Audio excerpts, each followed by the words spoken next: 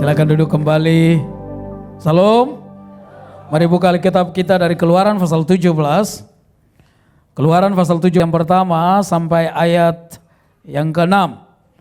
Keluaran 17 ayat yang pertama sampai ayat yang ke-6.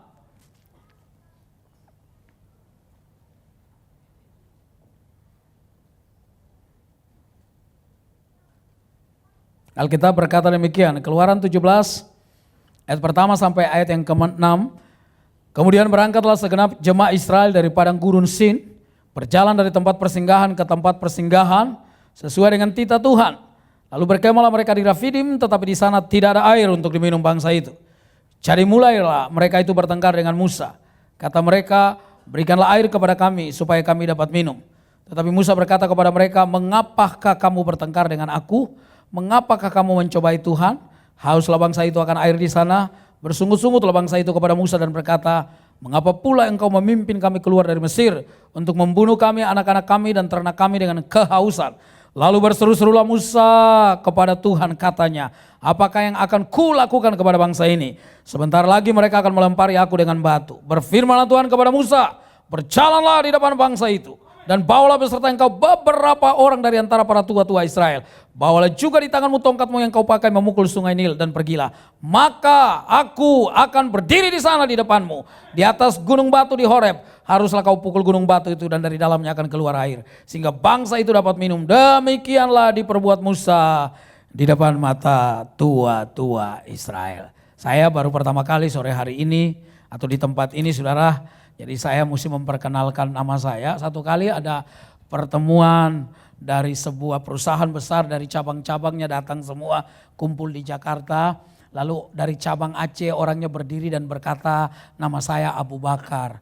Lalu saudara yang terkasih orang dari Sumatera Utara berdiri dan berkata saya Batu Bara. Lalu saudara-saudara yang terkasih dari Maluku, dari Ambon berdiri dan berkata saya Bakar Besi. Lalu orang Jawa dia bingung kok serba terbakar semua.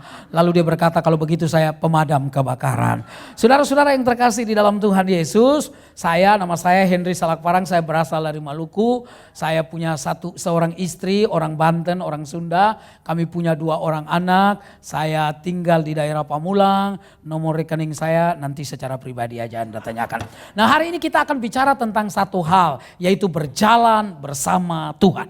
Mengapa berjalan bersama Tuhan penting? Karena yang pertama, berjalan bersama dengan Tuhan ada proteksi, ada perlindungan daripada Tuhan. Saudara, kalau kita bicara tentang sejarah bangsa Israel itu selalu menarik. Bangsa ini bangsa yang kecil, sampai sekarang pun Anda kalau melihat peta Israel, dia dikelilingi oleh negara-negara Arab. Dan bangsa ini bangsa yang kecil tetapi nggak bisa punah. Merdeka tahun 48 saudara-saudara yang terkasih. Sesudah Indonesia 3 tahun merdeka baru bangsa ini merdeka. Tapi bangsa ini luar biasa. Kalau Anda cari orang kaya, sejarah orang kaya, kebanyakan mereka keturunan Yahudi. Luar biasa. Anda mau bicara tentang George Soros, Anda mau bicara tentang Kasparov, juara catur itu. Anda mau bicara tentang banyak orang saudara-saudara yang terkasih yang kaya di Amerika, itu keturunan Yahudi. Negara ini saudara-saudara yang terkasih punya special covenant, punya perjanjian khusus. Secara bangsa dengar baik-baik, tidak ada bangsa di dunia ini yang punya perjanjian dengan Allah. Apakah Amerika, Eropa, Tionghoa, Indonesia pun tidak punya perjanjian. Tetapi secara pribadi ketika Anda dan saya percaya kepada Yesus, maka melekat perjanjian itu bahwa Tuhan akan menyertai kita sampai kepada kesudahan alam. Dalam ilmu berkhotbah nggak boleh nih khotbah seperti ini. Nggak boleh di depan langsung tancap gas. Nggak boleh saudara yang terkasih. Tapi siapa yang tahan? Hati-hati kaca, saudara-saudara yang terkasih. Saya pernah kesaksian tadi pagi saya bilang, saya pernah khotbah di kota. Saking semangat saya pukul mimbarnya dari kaca, pecah kacanya.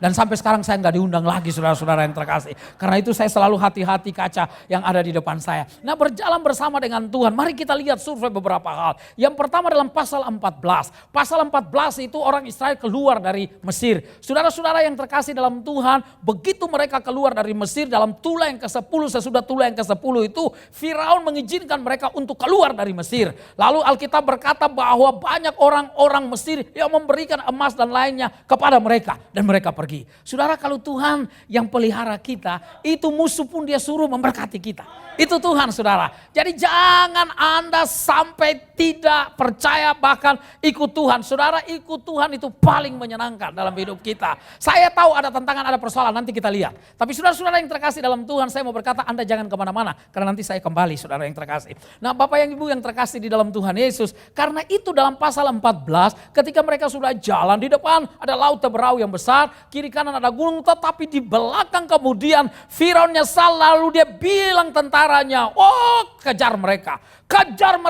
bawa mereka kembali. Sebab kalau mereka pergi nggak ada lagi orang yang buat jembatan, nggak ada orang yang buat jalan, nggak ada orang yang bisa bangun bangunan. Sebab TKI sudah lari dari sini, tenaga kerja Israel. Saudara-saudara yang terkasih, mereka nggak ada lagi karena itu kejar mereka. Tapi saudara-saudara yang terkasih, ketika dikejar dan orang Israel nengok ke belakang, ampun, ini tentara yang luar biasa, saudara yang terkasih, habis kita. Tetapi Tuhan kemudian berkata kepada Musa, ulurkanlah tanganmu dengan tongkatmu, maka laut Teberau itu saudara terbelah dan orang Israel jalan di dasar laut.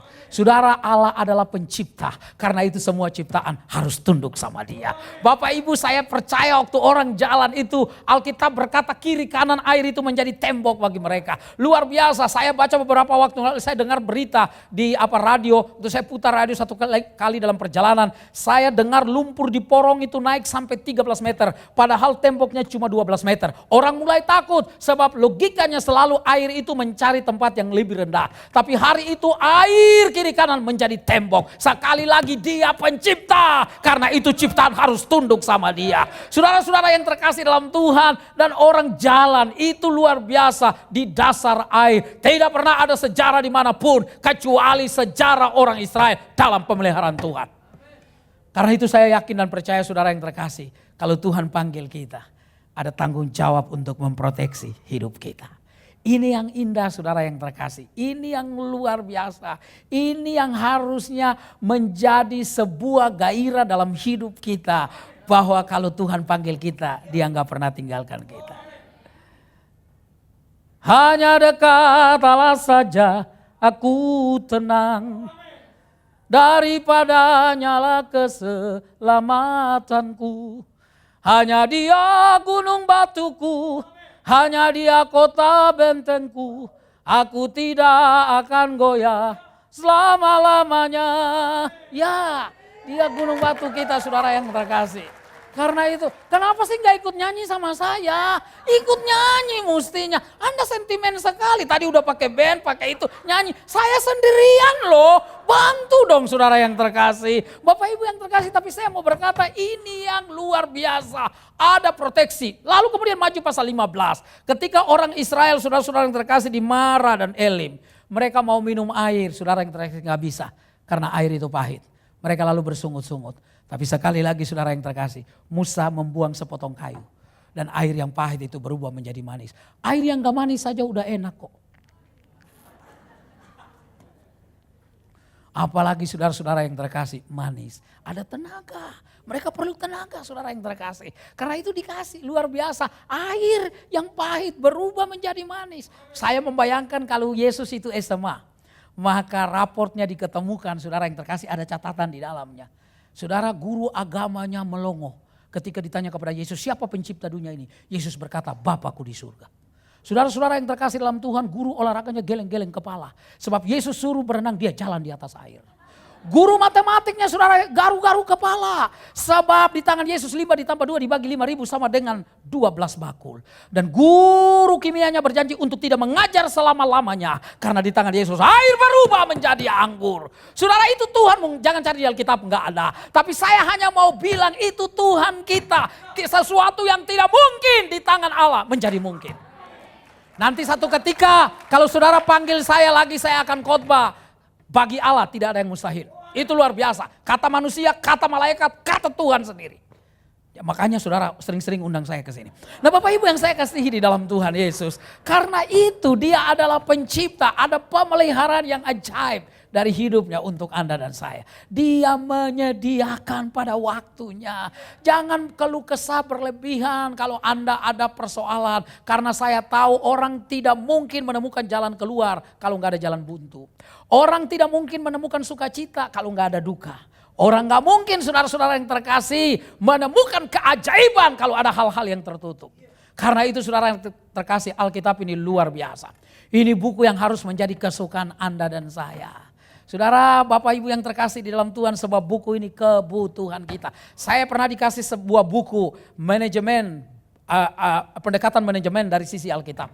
Itu luar biasa. Ilmu apa saja Anda cari di dunia ini ada di dalam Alkitab. Mau ilmu keuangan, hubungan suami istri, perpacaran, apa saja saudara yang terkasih.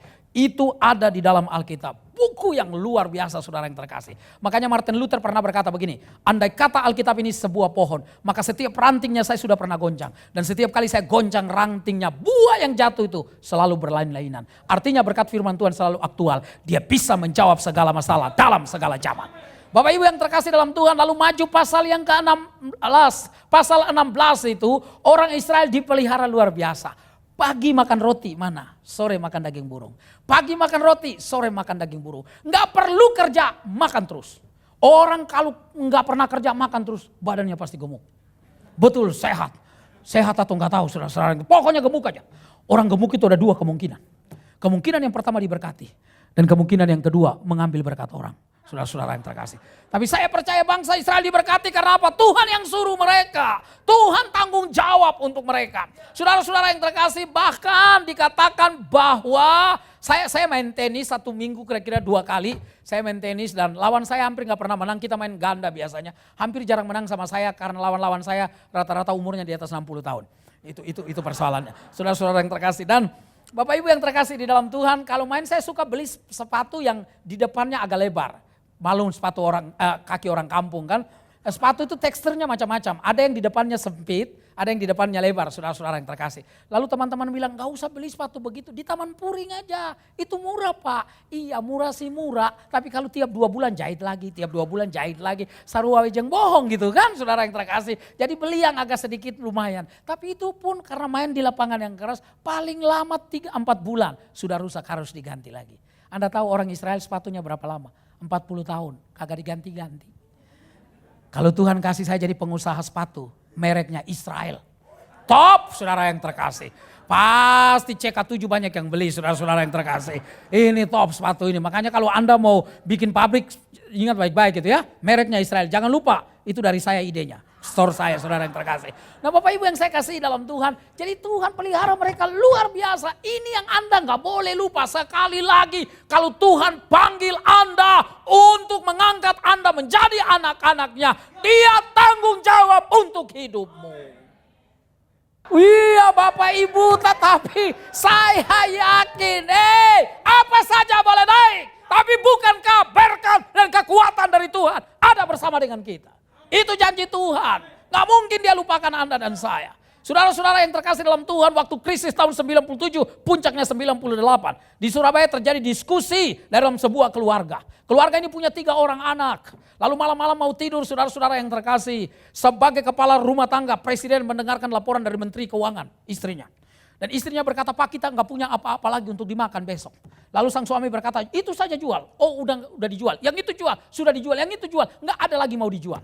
Mereka berunding gak tahu idenya siapa, tiba-tiba mereka berkata bagaimana kalau jual salah satu dari anak kita. Yang besar saudara-saudara yang terkasih laki-laki, yang kedua perempuan, yang ketiga laki-laki. Lalu saudara sang istri berkata, Pak bagaimana kalau anak yang sulung kita jual? Kan kita masih punya anak yang ketiga laki-laki.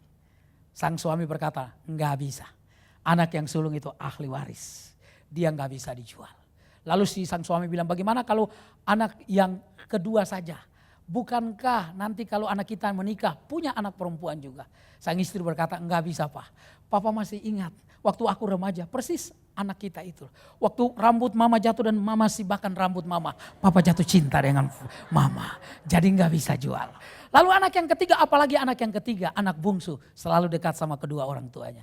Lalu mereka berkata, walaupun kita enggak makan, kita tidak akan jual salah satu dari anak kita. Dengar baik-baik. Bapak kita di surga punya satu-satunya anak. Tapi dia beri untuk Anda dan saya. Kenapa? Karena dia mengasihi Anda dan saya. Tadi pagi saya berkata bahwa menurut tradisi tangan kirinya ditarik dulu lalu dipaku. Tangan kanannya kemudian ditarik dipaku. Kakinya ditarik disilangkan lalu dipaku. Saudara yang terkasih, lambungnya ditusuk. Kepalanya dipakaikan mahkota berduri. Setiap kali dia bernafas, darah keluar dari tangan, kaki, lambung dan kepalanya. Saya mau bertanya, Bapak siapa di dunia ini yang punya kuasa tapi membiarkan anaknya bernafaskan darah? Tidak ada. Tetapi mengapa Bapak kita di surga membiarkan anaknya bernafaskan darah? Karena dia mengasihi saudara dan saya. Karena itu kita patut memberikan hidup kita yang paling baik untuk dia. Bapak Ibu yang terkasih di dalam Tuhan. Saya pernah ke Amerika, nyanyi 3 bulan keliling Amerika Utara, Kanada dan Amerika Serikat. Lalu di sebuah gereja saudara-saudara yang terkasih dalam Tuhan ada ibadah. Itu menarik itu gereja negro. Jadi kalau pendetanya lagi khotbah tiba-tiba ada ibu dari sana, amin brother, amin saudara saya percaya itu. Lalu dia maju ke depan, dia salaman sama pendeta itu. Ini gereja negro saudara. Orang negro itu kan mereka selalu bergairah. Ngomongnya saja seperti ada nadanya. Hi guys, how are you? I'm fine too, gitu kan saudara yang terkasih. Kalah dia sama vikinisasi, kalah dia saudara-saudara yang terkasih. Tapi mereka itu ada logatnya saudara-saudara yang terkasih. Jalan saja seperti ada nadanya begitu. Lalu khotbah tiba-tiba dari sana maju dan berkata, amin Pak Pendeta, maju ke depan lalu salaman. Luar biasa ya. Saudara saya bayangkan kalau di Indonesia saya lagi khotbah, tiba-tiba ada orang maju dan amin Pak Pendeta. Saya percaya pendamping pendeta akan berkata, ibu sebentar ibu, salamannya sesudah ibadah bu ya, duduk aja dulu. Tapi mereka bergairah, maksud saya saudara, seperti itu mestinya dengan Tuhan. Gairah karena apa? Keselamatan yang cuma-cuma dia beri. Grace of the Lord is free but not cheap. Sedap, pakai bahasa Inggris sedikit supaya kelihatan pintar saudara. Setiap kali kalau khotbah pakai bahasa Inggris sedikit, mantap ini. Padahal belum tentu benar pronunciation-nya saudara-saudara yang terkasih.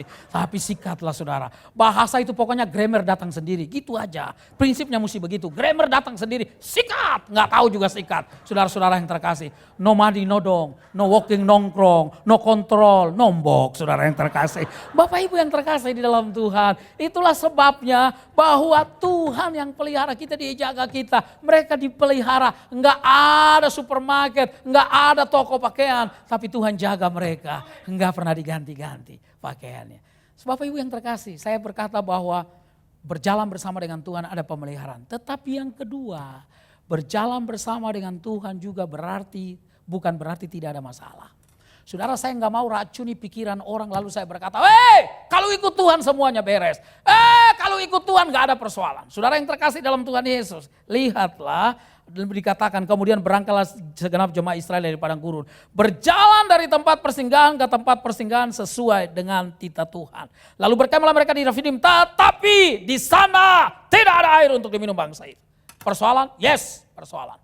Ada masalah saudara, Tuhan yang pimpin mereka, Tuhan yang bawa mereka. Tapi sekarang kenyataannya mereka sedang menghadapi persoalan. Ada orang berkata hidup ini bagaikan roda, saudara yang terkasih. Kadang di atas, kadang di bawah, betul? Salah. Sebab ini hidup ini bukan bagaikan roda, dia linear, dia jalan ke depan. Kalau hari ini saya berada di tanggal 29 September 2013, kita berada di 29 September 2013. Maka besok, minggu depan, bulan depan, tahun depan, berpuluh-puluh tahun yang akan datang, kita nggak bisa berada lagi di 29 September 2013. Karena itu apa yang Anda tanam hari ini sangat menentukan ke depan. Anda mau jadi apa dari sekarang saudara yang terkasih. Karena itu saya suka bilang sama anak-anak muda kalau nyanyi saudara-saudara yang terkasih, belajar. Belajar supaya nafas panjang, belajar supaya saudara yang terkasih pegang notnya bagus. Saudara supaya nyanyinya, ini kan nyanyinya bagus-bagus semua kan. Saya selalu bilang itu orang kalau main keyboard saya suka lihat itu. Jarinya cepat sekali. Dulu saya studi musik itu saudara-saudara yang terkasih. Saya kan jurusan saya major saya itu vokal. Tapi minor saya mau ambil piano. Tapi nggak bisa-bisa latihannya. Do, re, mi, kan begitu kalau fingernya mesti benar. Do, re, mi, ini lagi. Fa, sol, la, si, do. Gitu kan ulah. Do, re, mi, fa, sol. Saya tiap hari begitu. Do, re, mi, fa, sol, la, si, do. Do, re, mi, fa, sol, la, si, do. Lalu kemudian ada seorang dosen dari Amerika. Ruangan musik itu nggak ada peredamnya, nggak bagus. Jadi kadang-kadang dia ruangan di sebelah. Lalu dia datang dan dia ketok pintu dan dia masuk. Dia bilang, Henry. Saya pikir piano itu sudah di stem, tidak perlu di stem lagi katanya. Karena dia pusing dengar do, re, mi, fa, sol, la, si, do. Do, re, mi, fa. So I decide in my life, saya putuskan dalam hidup saya nggak mau lagi belajar. Susah. Tapi lihat ini suami istri main luar biasa saudara. Hebat sekali. Seperti bukan jari mereka yang cari akord yang cari jari mereka. Saking takutnya akordnya saudara yang terkasih. Luar biasa. Nah saya mau berkata bahwa Nggak gampang loh main musik. Anda kira main drum itu gampang? Nggak gampang. Tangan sama kaki nggak boleh kompak. Kalau kompak pukul beduk namanya, saudara yang terkasih. Dia mesti latihan sedemikian rupa. Oh saudara, kalau Anda dengar musiknya tadi itu luar biasa. Ada jebakan-jebakan saudara. Anda bisa pikir kalau nggak tahu memang begitulah. Ya nama juga ya itulah saudara. Tapi mereka hebat. Ya, saya menikmati itu. Jadi sambil nyanyi itu lagi dengar itu saudara yang terkasih. Saya pernah khotbah di satu daerah di kota. Jangan bilang-bilang, gerejanya saya nggak bilang juga sih. Nanti kalau Anda di luar mau tanya juga, tanya aja. Tapi saya juga tetap nggak bilang sih, kalau Anda tanya juga. Lalu saudara yang terkasih, dia main itu musik. Bapak Ibu hancur itu. Udah di akord 4, dia masih di 1 saudara. Udah ke akord 5, dia ke akord 4. Nah Anda bayangkan, kacau bilau saudara yang terkasih. Saudara-saudara yang terkasih dalam Tuhan, tapi saya coba untuk kemudian nyanyi saja. Walaupun main musik yang gak bagus. Apalagi yang seperti ini. Musiknya puji-pujian panjang lagi gak apa-apa. Supaya saya khotbahnya pendek. Jangan dikurangi saudara yang terkasih. Jangan dikurangi saya. Tapi Bapak Ibu yang terkasih di dalam Tuhan. Karena sebenarnya setiap orang ada masalah dulu. Ketika dia gak bisa main, dia belajar. Katanya menurut teori tiap hari Anda mesti yang pemain piano. Tiap hari harus 1 sampai 2 jam ada di atas piano kalau mau jago. Dan seterusnya begitu. Saudara-saudara yang terkasih. Jadi saya merasa tidak ada yang tidak bisa. Kalaupun datang persoalan saudara yang terkasih itu hal yang biasa. Jangan pernah lupa persoalan itu adalah media dari Tuhan. Untuk kemudian Anda melihat dia kuasanya, pertolongannya nyata dalam hidup. Saudara-saudara yang terkasih, jangan lupa poin yang pertama di atas. Bahwa berjalan bersama dengan Tuhan ada perlindungan. Karena itu kalaupun ada masalah Anda harus tahu tetap ada perlindungan. Anda dan saya berharga di mata Tuhan. Anda tahu berapa harga kita? Mahal, mahal, mahal saudara yang terkasih. Profesor Norwich adalah seorang profesor dalam bidang biokimia dan matematik. Dia coba menyelidiki berapa harga tubuh manusia. Yang pertama diselidiki adalah rambut. Rambut itu saudara yang terkasih ada satu zat yang namanya zat prokletin. Zat itu kalau makin banyak rambut makin tebal. Kalau berkurang rambut makin berkurang. Akhirnya bisa botak di belakang, itu botak masa lalu. Atau botak di depan, itu botak masa depan. Atau botak dari depan sampai ke belakang, itu botak dari masa ke masa. Saudara-saudara yang terkasih. Lalu saudara-saudara yang terkasih dalam Tuhan, dia berkata harga rambut zat prokletin itu $80 juta US. Lalu saudara-saudara yang terkasih, harga kuku, satu kali Anda potong kuku, itu Anda buang $1.000. Jadi kalau Anda potong 20 jarimu, 10 di tangan, 10 di kaki, Anda buang $20.000 US, saudara yang terkasih. Lalu dia berkata dia selidiki ada air susu ibu. Itu ada zat untuk menolak penyakit. Air susu ibu. Saudara harganya $160 juta. Lalu dia coba jumlah dunia ini. Dunia ini harganya $1 desilion Amerika. 1 desilion itu nolnya ada 30. Percaya aja sama saya. Saudara-saudara yang terkasih. Lalu saudara yang terkasih dia jumlahkan dunia ini dengan harga tubuh manusia. Dia dapat 1 desilion sekian ratus juta dolar. Lalu kemudian dia masukkan jiwa manusia berapa harganya. Lalu saudara-saudara yang terkasih angkanya bertambah terus. Kesimpulannya dia jiwa manusia tak dapat dihitung. Betapa mahal saudara. Saya mulai pelayanan anak-anak preman. Lalu di depan mereka saya tanya begini. Saudara mau uang ini? Mau Bapak. Lalu saya remas-remas uang ini. Masih mau Bapak. Lalu saya injak uang ini. Lalu saya bilang begini, uang ini saya udah remas-remas, saya sudah injak, kotor. Masih mau? Masih Bapak. Itu kalau beli pulsa lumayan Bapak. Saudara yang terkasih. Ya betul, walaupun dia udah diremas-remas, dia sudah diapakan saja udah kotor. Dia tetap bernilai, nilainya gak turun. Tahukah Anda dalam hidup Anda? Iblis sering kali memporak-porandakan. Kadang-kadang situasi, kondisi kita. Tapi Anda tetap berharga. Nilaimu mahal. Hargamu seharga dia yang mati di atas bukit Golgota. Oh kalau orang tahu ini saudara. Dia pede dalam hidupnya. Dia mau hitam nggak ada masalah. Nggak ada yang putih manis, yang ada cuma hitam manis saudara yang terkasih. Bapak Ibu yang terkasih dalam Tuhan. Berkali-kali saya bilang saya nggak pendek sebenarnya. Minimalis saya itu saudara yang terkasih.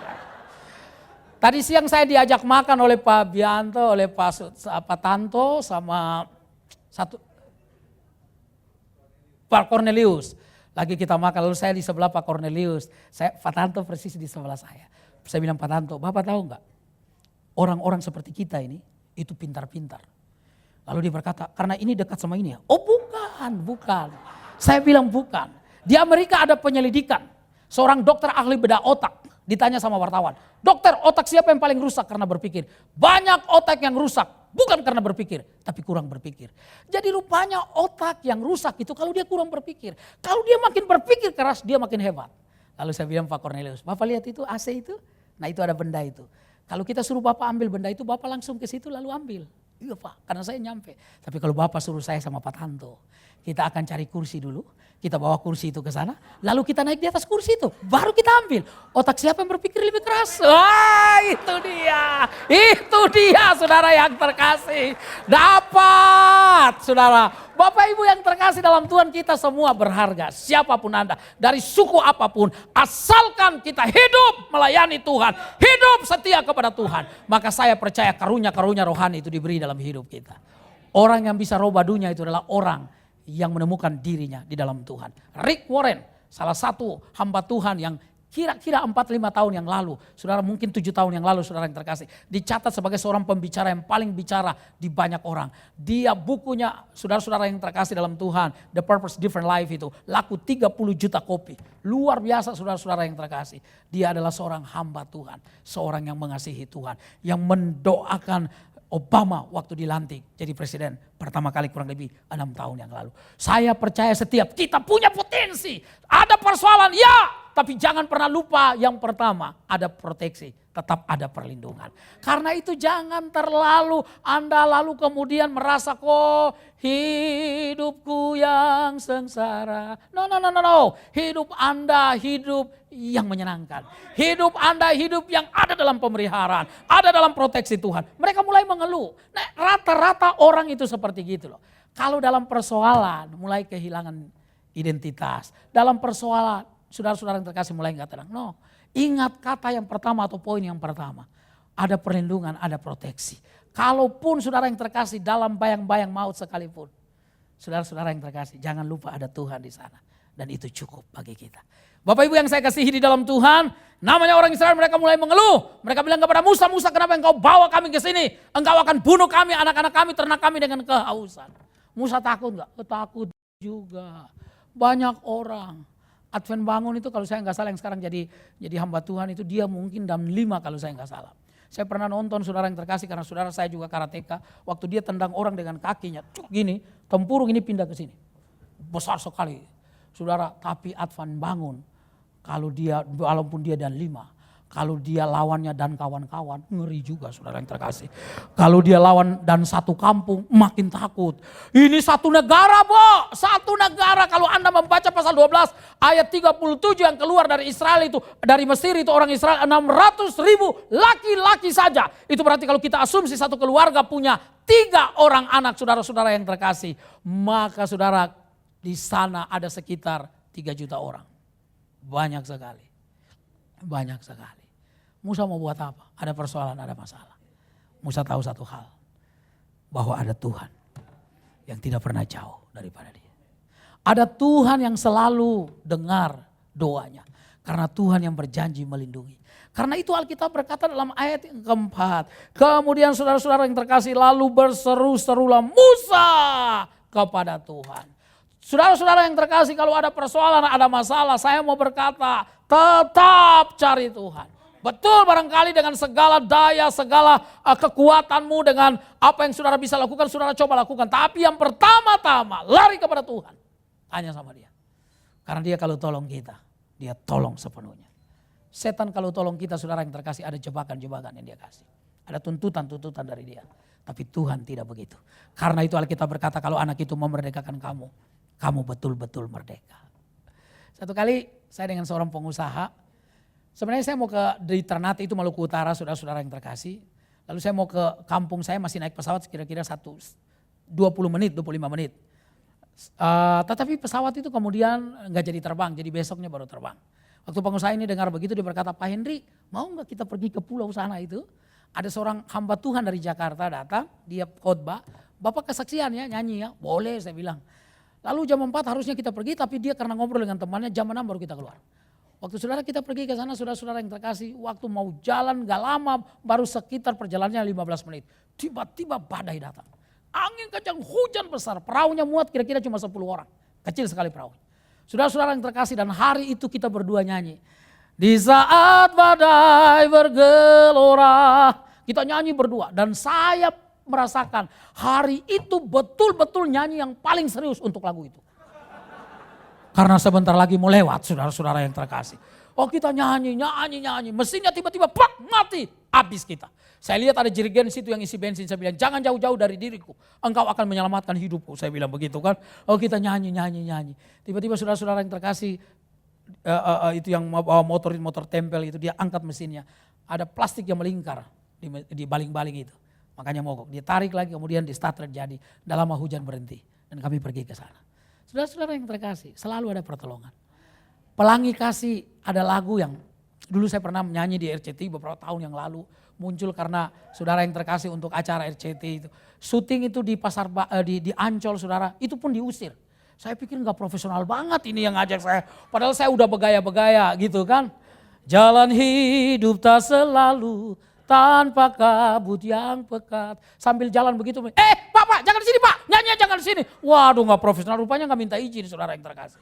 Tapi Bapak Ibu yang saya kasih dalam Tuhan, pelangi itu menunjukkan janji Tuhan. Bahwa ada penyertaan Dia terhadap Anda dan saya. Saudara, janji orang Anda atau orang bisa bohong. Oh banyak. Satu kali di sebuah gereja saudara-saudara yang terkasih, seorang bapak kehilangan istrinya. Bapaknya umur 30 tahun, istrinya umur kira-kira 20 something. Saudara-saudara yang terkasih waktu di liang lahat itu pendeta khotbah. Dan kemudian taruh tanah, begitu manusia itu berasal dari tanah dan kembali ke tanah. Lalu sang suami dipersilahkan. Dia ambil bunga dan dia maju ke depan. Dia bilang, "Ma, aku ikut, Ma." Dia mau seperti mau loncat, orang pegang dia. Jangan, kok, sabar, sabar Kak, sabar. Jangan pegang aku gak bisa ditinggal sendirian sama istri. Aku mau ikut. Semua orang nangis, peluk dia, sedih, terharu. Karena melihat cinta dia terhadap istrinya. 4 bulan kemudian kita dapat undangan, dia nikah lagi, saudara-saudara yang terkasih. Karena itu saya kalau di kuburan ada orang yang berkata, "Ma, aku ikut." Silakan loncat, biar kita tutup sekalian.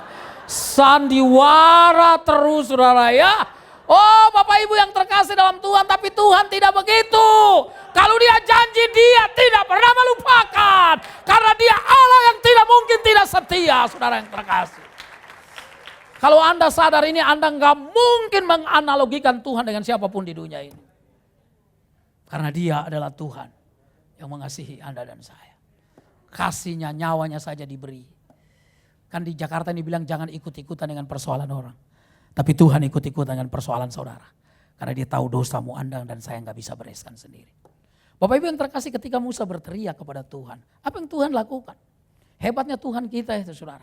Dia selalu dengar teriakanmu, minta tolongmu. Makanya jangan bosan-bosan datang sama Tuhan. Saudara harus pacu diri sedemikian rupa dan berkata, "Tuhan, saya mau terus." Jam 5 pagi bangun konser pribadi dengan Tuhan. Doa dengan Tuhan.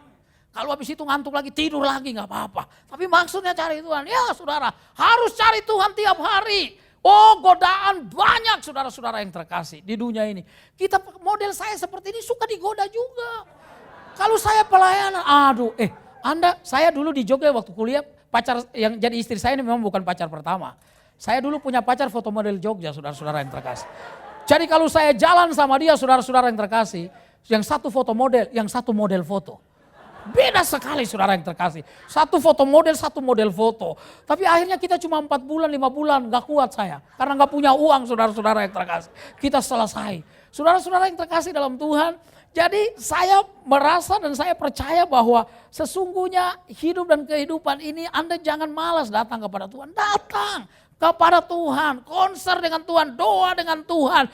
Anda di motor pun bisa doa, jangan tutup mata ya. Nanti nabrak saudara-saudara yang terkasih. Nanti sekaligus doa penyerahan kalau Anda tutup mata saudara. Tapi doa saudara yang terkasih, nyanyi saudara. Itu luar. Saya dulu waktu tinggal di daerah Ciater namanya, dekat BSD. BSD itu Bintaro Sono dikit, itu BSD. Saudara-saudara yang terkasih. Saudara kalau kita naik motor hujan, kita beberapa kali jatuh. Sebab orang naik motor itu cuma 2 kemungkinan. Sudah jatuh atau nanti akan jatuh. Selalu begitu orang naik motor. Saudara yang terkasih. Dan hujan kita saya pelayanan dulu di Alfa Indah. Saudara hujan-hujan pergi. Karena saya bertanggung jawab untuk pelayanan itu. Saya koordinator pujian. Jadi pergi saudara. Baju taruh di tas plastik. Nanti mampir di rumah saudara baru mandi. Tapi pergi saudara. Harus bersemangat, harus bergairah. Dan saya bersyukur Tuhan kasih saya terus kekuatan. Karena kalau Anda melayani Tuhan, dia nggak pernah tinggalin Anda. Saya lagi doa mau pergi dengan anak-anak saya, dengan istri ke Australia tahun depan. Karena anak-anak saya belum pernah pergi. Saya beberapa kali bolak-balik ke tempat ini, saudara-saudara yang terkasih. Dan istri saya sudah 2 tahun lalu ikut dan anak-anak saya belum pernah ikut. Jadi kita berdoa, Pak duitnya banyak juga, ya doalah. Karena saya sudah banyak hal begitu doa, Tuhan jawab.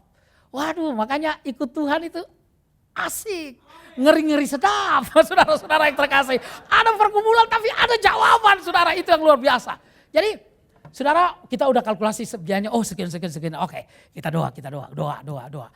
Lalu kemudian teman saya punya anak datang ke Jakarta beberapa bulan yang lalu. Dan dia bilang, Om aku mau nikah di Jakarta. Om jadi MC ya, nanti Om cari penyanyi, pemusik, oh gampang. Saya bilang ada banyak, CK7 jago-jago. Enggak boleh ya. Saudara-saudara, pokoknya saya syaratnya kalau jadi MC lagu rohani. Itu aja syarat saya. Saya pernah pergi keliling sampai ke Bali kemana-mana. Kalau orang tanya saya, Pak kalau jadi MC berapa? Kalau ke Bali, keluar pulau. Bagi saya uang itu nomor 3. Nomor 3, oh iya. Nomor 2-nya apa? Pembicaraan acaranya. Terus nomor 1-nya apa? Uang muka. Sama aja saudara-saudara. Uang muka. Nah Bapak Ibu yang terkasih, jadi teman saya ini anaknya datang dan berkata, Om tolong ya. Lalu saya lihat beberapa hotel di daerah Sudirman, Tamrin. Kita beberapa tanya makanannya harga berapa dan sekian paket perkawinan. Kita cari sebuah gereja yang unik, antik gereja tua begitu ya di daerah Senen di sana, dekat Senen di sana. Lalu saudara kita memutuskan akhirnya bilang oke. Tapi begitu dia pulang ke Australia, 1 minggu dia telepon saya, Om rupanya biayanya mahal juga ya nikah di Jakarta. Kalau orang di sana menikah, yang ngatur itu yang nikah itu. Orang tuanya pun gak ikut-ikutan, mereka memutuskan. Dia bilang begini aja Om, bagaimana kalau Om datang ke Sydney aja. Om tetap jadi MC tapi Om datang ke sana. Saya bilang oh ya boleh aja. Tapi saya pikir-pikir aduh istri gimana gak ikut. Lalu kemudian besok dia bilang Om jangan lupa aja tante ya. Lalu dia kasih tahu sekian ya Om nanti aku kirim sekian $, cukup gak? Cukup saya bilang. Saudara yang terkasih padahal belum dikirim saya udah bilang cukup. Bayangkan imannya kuat sekali saudara-saudara yang terkasih. Imannya kuat sekali. Dan Bapak Ibu yang terkasih kalau saya lihat hal demikian. Aduh saya mau bilang. Datang aja sama Tuhan. Tuhan itu tinggal, di sana jalan aja Mas. Anda baru gigi aja Mas, udah kagum. Ini jalan Mas, saudara yang terkasih. Sungai itu bagaikan kristal, saudara yang terkasih. Luar biasa. Gak usah pakai PLN. Allah yang bersinar, saudara yang terkasih. Luar biasa. Oh kalau kita belajar eskatologi, itu pengen buru-buru mati saudara. Pengen buru-buru mati saudara. Karena enak banget di surga Pak, enak. Enak sekali. Di surga itu luar biasa. Karena itu invest perkara-perkara yang kekal di dunia ini. Saya mau habiskan waktu saya dengan pelayanan. Saya gak mau main-main saudara-saudara yang terkasih. Luar biasa. Bapak Ibu yang terkasih. Itu pas itu. Sambutan dari saudara saya pas itu. Saya masuk, dia masuk itu pas itu. Itu luar biasa. Macam mana? Sata, ya asik. Itu kalau pakai 3 suara lebih enak lah gitu. Itu. Saudara-saudara yang terkasih. Dan Bapak Ibu yang saya kasih dalam Tuhan Yesus. Menikmati Tuhan. Luar biasa. Anda pernah gak bergumul dengan keuangan atau apa saja? Anda bergumul. Kadang-kadang saudara-saudara yang terkasih kita udah 6 bulan ini gumul. Tuhan gak jawab. 1 hari kemudian baru Tuhan jawab. Tuhan itu kadang-kadang suka bercanda loh dia loh. Nah kita bilang Tuhan bercanda Tuhan. Tenang aja lah. Kalau you percayakan semuanya saya. Ini penguasa dunia ini kata Tuhan. Anda baru punya sedikit aja udah sombong. Semua dunia ini milik saya. Jangan takut. Anak muda. Jangan takut dengan jodoh. Tenang aja, tenang aja. Memang anak-anak muda itu, anak-anak wanita itu kalau umur 20 tahun, dia berkata, who is man? Tetapi begitu 30 tahun, where is man? Tuhan selalu siapkan saudara, tepat pada waktunya. Orang Anda lebih ganteng saya aja dapat, kok masa Anda gak dapat? Harus pede saudara yang terkasih. Datang sama Tuhan berteriak Musa, Tuhan kasih. Tuhan kemudian berkata kepada Musa begini, makanya dalam hidupmu berjalan bersama dengan Tuhan ada proteksi, berjalan bersama dengan Tuhan bukan berarti tidak ada persoalan, tapi berjalan bersama dengan Tuhan, libatkan Tuhan dalam hidupmu. Dalam apa saja, kalau Anda mau bisnis saudara, sebelum ketemu saudara yang terkasih klien, berdoa. Sebelum Anda buka toko yang punya toko, berdoa saudara. Doa, karena Tuhan yang bisa bawa orang. Hati raja ada di dalam tangan Tuhan saudara yang terkasih. Karena itu saya percaya. Saya 1 kali main tenis saudara yang terkasih, lalu seorang ibu. Ibunya gemuk, dan dia itu sebenarnya over mainnya, agak over. Saudara.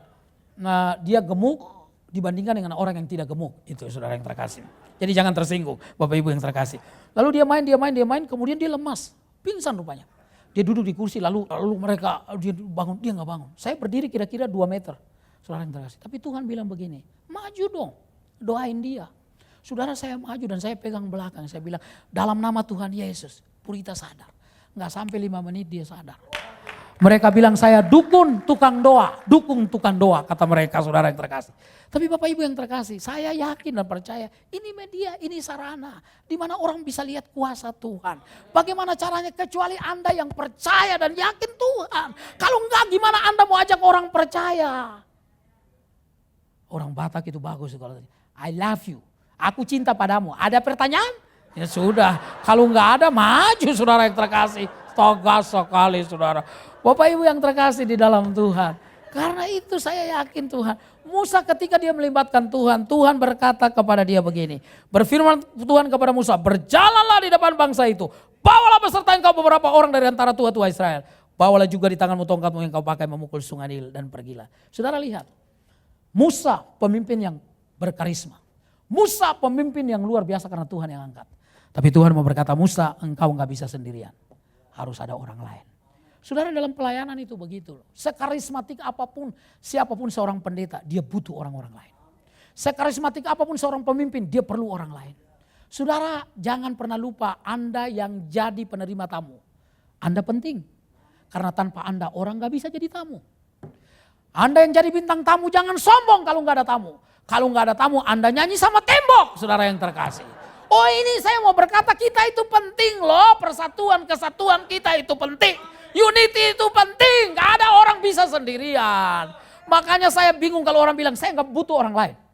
Saya sendirian, ini mati siapa yang kubur loh. Itu kan contoh yang paling sederhana. Iya kan, sederhana sekali. Karena itu kita butuh orang lain. Saya selalu mendoakan teman-teman yang bermain musik, yang bernyanyi. Karena kita udah siap banget kalau mereka pengen buru-buru maju. Karena apa? Jemaat sudah disiap, itu pelayanan mereka loh. Coba kalau saya bilang main di C, dia main di G. C, enggak saya mau G. Bukan bingung saudara yang terkasih. Artinya kita perlu kerjasama bukan? Kalau bersama-sama kita bisa melakukan perkara-perkara yang dahsyat. Itu doa itu saudara-saudara yang terkasih. Jiwa itu loh saudara-saudara. Penting saudara yang terkasih dalam Tuhan. Apalagi yang saya lihat dia dari tadi kemana saya kehilangan. Bapak Ibu yang terkasih. Tapi saya mau berkata kita semua penting. Jangan ada yang menganggap dirinya tidak penting. Dengar ini, hamba Tuhan yang nama Billy Graham pernah berkata begini, kalau saya mati dan saya masuk surga saya akan bilang ke Tuhan, Tuhan yang patut masuk surga adalah bapak-bapak, ibu-ibu tua yang gak bisa lagi ke gereja karena tidak ditopang dengan kesehatan yang prima. Tapi mereka masih mendoakan pelayanan saya, mereka patut masuk surga. Artinya setiap orang, saudara yang terkasih, kalau berfungsi dengan baik, wow, luar biasa, wow, saudara yang terkasih. Iya Bapak Ibu, karena itu saudara-saudara yang terkasih dalam Tuhan. Jangan mengecilkan dirimu. Kalau ada Tuhan di dalam, kita orang-orang hebat. Kita orang-orang besar. Asalkan ada Tuhan. Orang Ambon itu kasih aja lagu dia diam.